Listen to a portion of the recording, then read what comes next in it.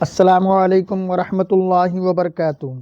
حضرات آئیے باب نصر ینصر کا مصدر یاد کرتے ہیں، بہت فائدہ ہوگا۔ قرآن شریف سمجھنے میں آسانی ہوگی، عربی میں ماہر ہوں گے۔ تو شروع کرتے ہیں۔ النسک مصدر ہے، اس کا معنی ہے عبادت کرنا، ذبح کرنا۔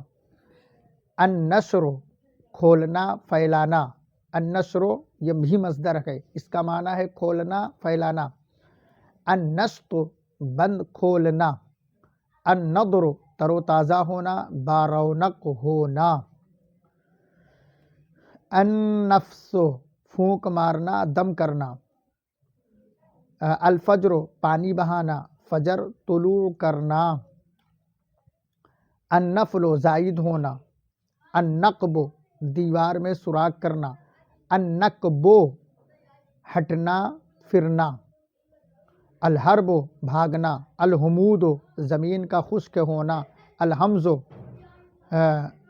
پس پشت عیب نکالنا، یعنی عیب لگانا پیٹھ پیچھے۔ مصدروں کو یاد کریں، اور ساتھ میں کھانا میں فعل ماضی بھی دیا گیا ہے ایک صیغہ، اور فعل مضارع بھی دیا گیا ہے۔ اس میں فاعل اور فعل امر نہیں بھی ہے، اور نمبروں کے ذریعے سے اصل آیت تک پہنچ سکتے ہیں۔ نیچے حاشیے میں نمبر ملا لیں۔ الحرق جلانا۔ الرصد گھات میں بیٹھنا، انتظار کرنا۔ الرصد گھات میں بیٹھنا، انتظار کرنا۔ الشرق آفتاب طلوع ہونا۔ الشطن دور کرنا، دور ہونا۔ الصریخ سخت چیخنا، فریاد رسی کرنا۔ العقم بانجھ ہونا، بے برکت ہونا۔ الغرق سختی سے نکالنا، الغرق سختی سے نکالنا، سختی سے کھینچنا۔ الکساد بند ہو جانا، ٹھپ ہو جانا۔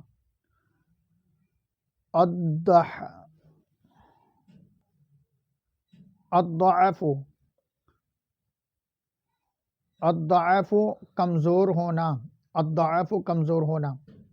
العظم کتے کو ہڈی کھلانا، ہڈی پر مارنا۔ عظم اعظام اس کا مطلب ہوتا ہے ہڈی۔ قرآن شریف میں عظام کا لفظ آیا ہے، ہڈی، ہڈی کے معنی میں۔ تو العظم کتے کو ہڈی کھلانا یا ہڈی پر مارنا، یہ سب معنی آتا ہے، لیکن ہڈی کے لیے عظم کا لفظ آیا ہے، یہ بھی معنی یاد رکھیں۔ اسی سے العظم سے عظم بنا ہے یا عظام بنا ہے ہڈی کے معنی میں۔ تو حضرات ہمارا باب نصر ینصر کا مصدر مکمل ہو گیا۔ اب انشاءاللہ ہم ضرب یضرب کا مصدر یاد کریں گے۔ ویڈیو کو خوب سنیں، بار بار سنیں، کاپی پر نوٹ کریں، بہت فائدہ ہوگا، عربی میں مہارت حاصل ہوگی۔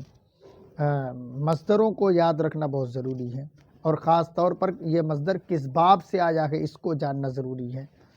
اور یہ باب نصر ینصر سے یہ جو مصدر ہیں یہ سب صحیح مصدر ہیں، ہاں، یہ معطل یا کمزور والے مصدر نہیں ہے، غیر صحیح مصدر نہیں ہے، یہ بھی یاد رکھیں، کاپی پر نوٹ کریں۔ السلام علیکم ورحمۃ اللہ وبرکاتہ۔